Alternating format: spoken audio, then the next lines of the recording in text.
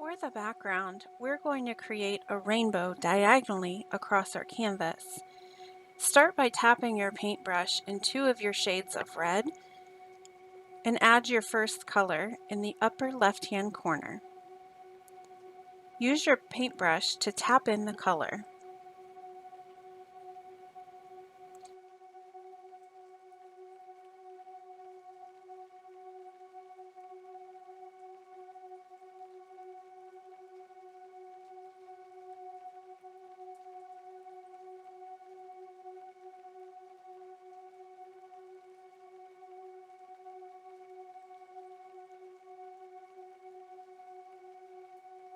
As you're working, you can tap in a little bit of white to add more variation if you'd like.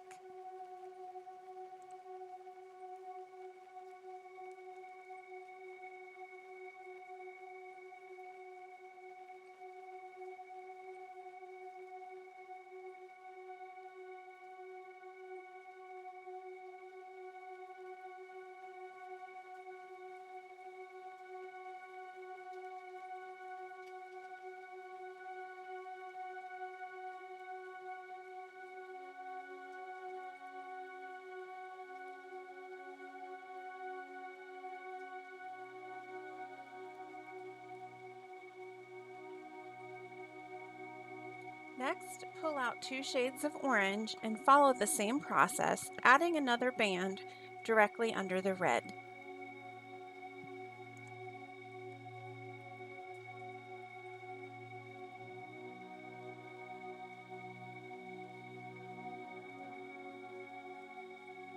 Remember, this is your painting, so you can control how bright or how subdued your colors are on your canvas by adding more or less white when you tap in the colors.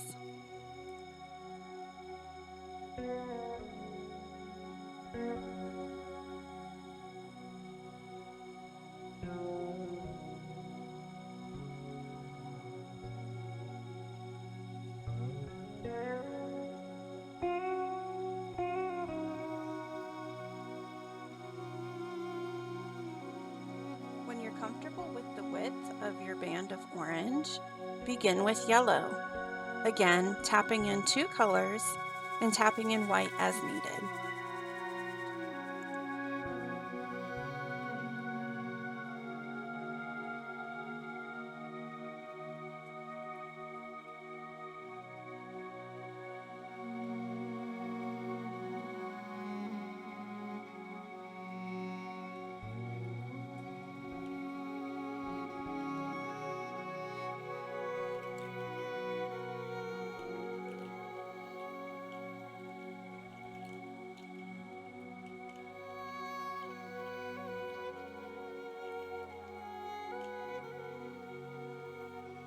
The farther down the palette you get with your rainbow colors, the wider you want your bands to be. So your orange band should be slightly wider than your red, your yellow band should be slightly wider than your orange, and the next band, which is going to be green, should be wider than the yellow.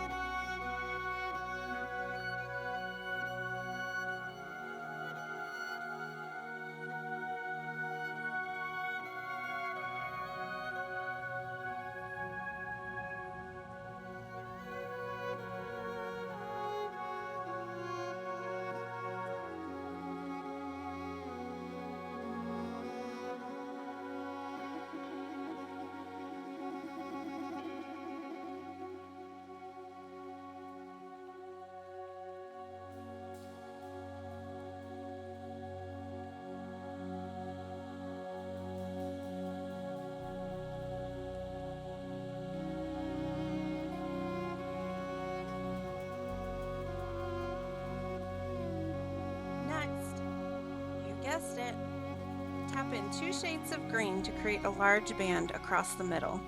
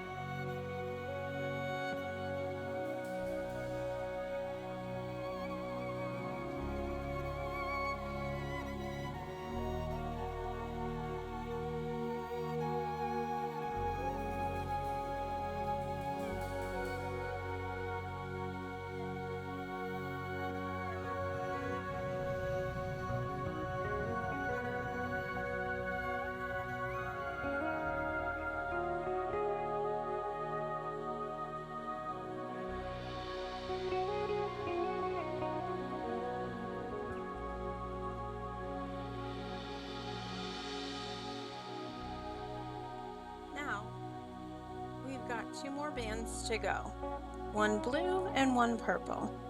So take 2 different colors of blue and tap them in to create a nice wide band. Add a little white as needed.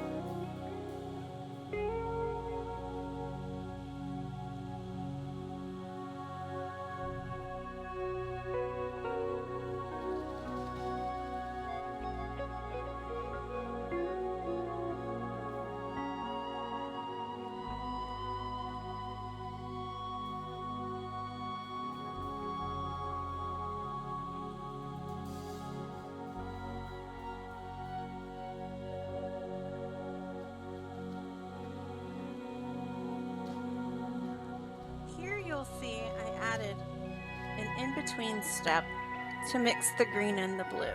If you feel like your green and blue are blended, you can skip this.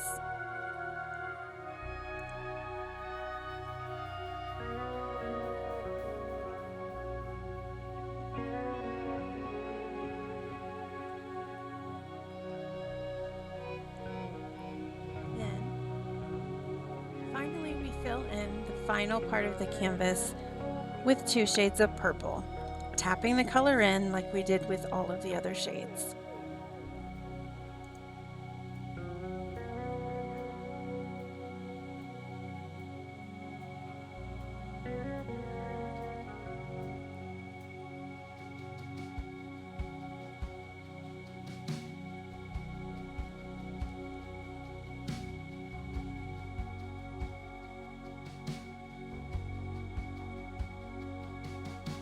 Next, I wanted to add more texture and blending to my background, so I patted the colors with a paper towel to encourage this.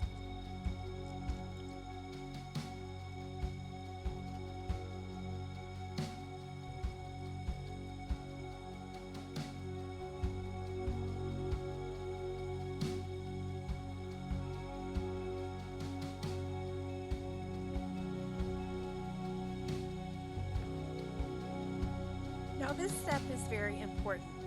Before we move on, we need to make sure our canvas is dry, so let it sit for 5 to 10 minutes, or if you have a hairdryer or heat gun available, you can use this to speed up the process.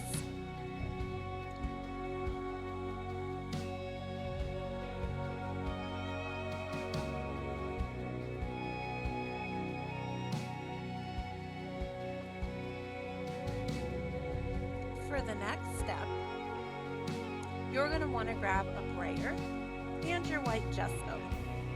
If you don't have a brayer available, you can use anything to scrape, such as a palette knife or a credit card.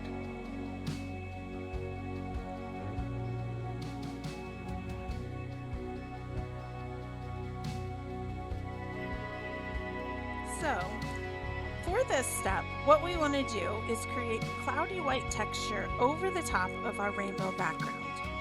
We can do this by using a brayer. You can do this by scraping the white gesso in patches across your background with a credit card or a palette knife. Or you can use a dry brush technique and swirl the white patchiness onto your background. If you're going to choose to use a paintbrush, you'll just want to make sure to offload or wipe off the gesso before you start swirling the brush so that you have very, very, very little gesso on your paintbrush.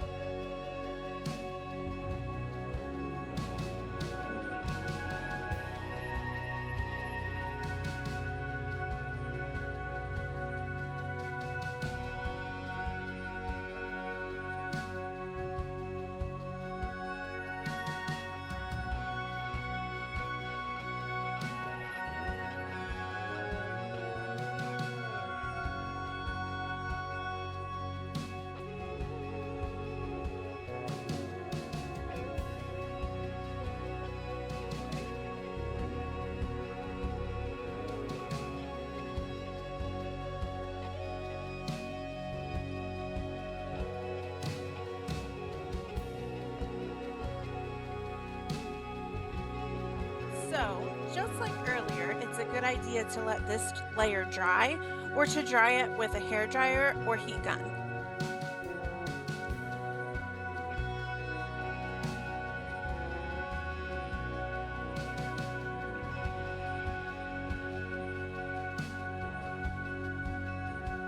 The next thing we're going to do is sketch in our daisy with white acrylic paint and a paintbrush. We want our daisy to be off center towards the lower right hand portion of the canvas. First, we're going to start by sketching in the center, and then make plain propellers, one on each side, for your petals. Continue to add petals all the way around. Make sure that you add some petals behind the petals that you want to be in the front. We want to add a few layers for the daisy.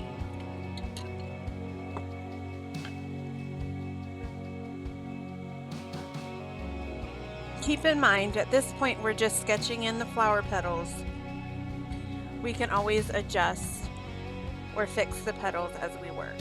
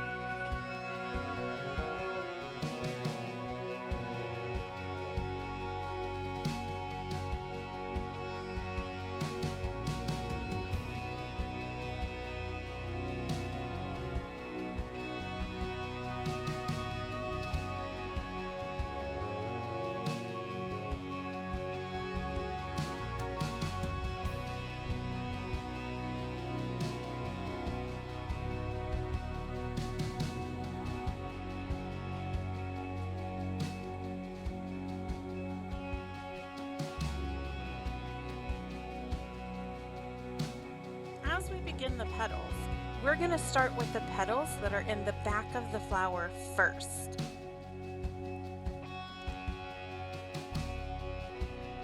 Next, we want to start filling in the colors of the petals. We'll start with blue. You're going to want to fill in the top of your petal with white, and then fill the bottom of your petal closer to the center with a light blue. Pull some of the light blue up into the white, and pull some of the white down into the light blue. Then we're going to repeat this step with the green petals. Add white on the tips of your petals and light green towards the base of your petals. Pull some of the white towards the base of the petal and pull some of the green up towards the ends.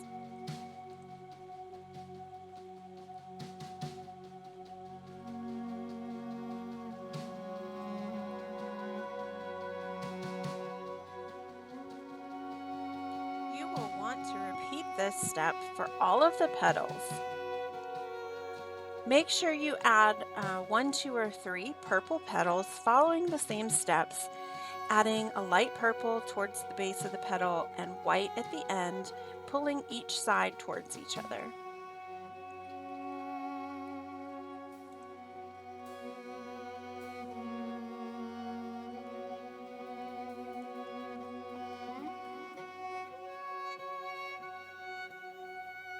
Now, we're going to move on to the petals that are on the top layer of the flower.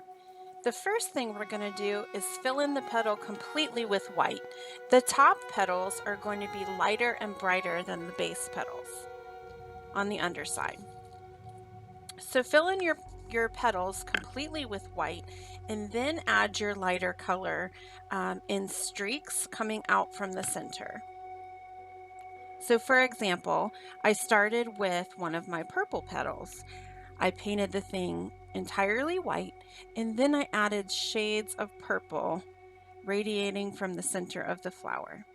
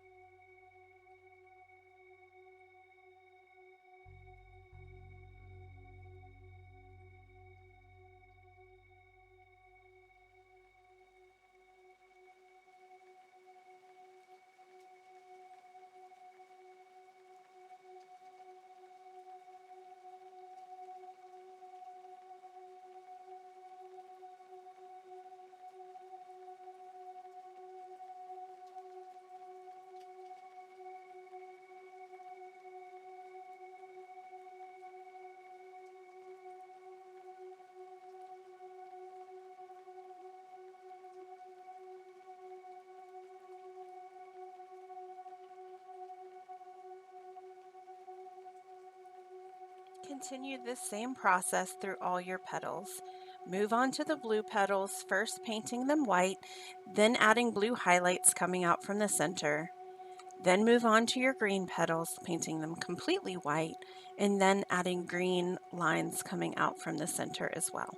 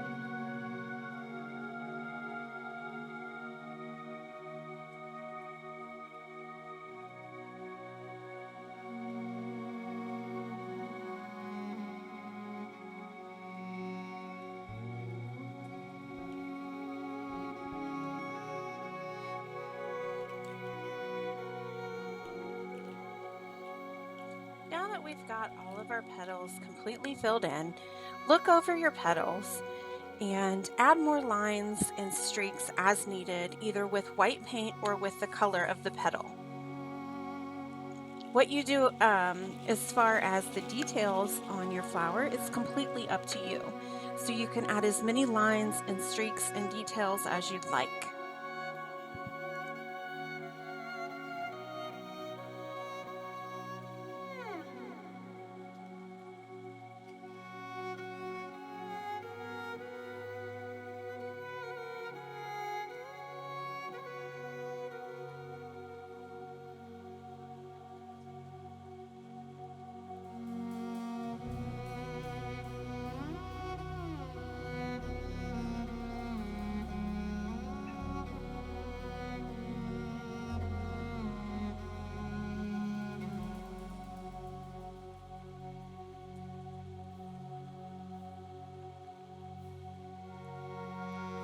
next, what I'm going to do is add a little bit of shadowing, and I do that by using some of the pure colors. So, for example, on my blue petals, I'm going to add just a little bit of shadow underneath my top petal, and I'm going to add that shadow just along the outline of the bottom petal to look like a shadow.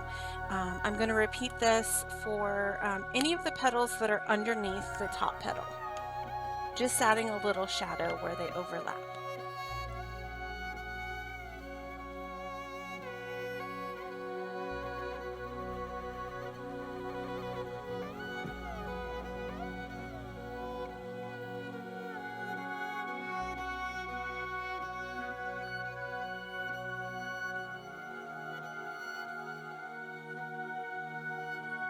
Now, just for a little more detail, I took some black acrylic paint, just a pinch, and I mixed it with white to create a medium shade of gray. And I'm adding a few lines on my top petals with gray, just to give them more detail.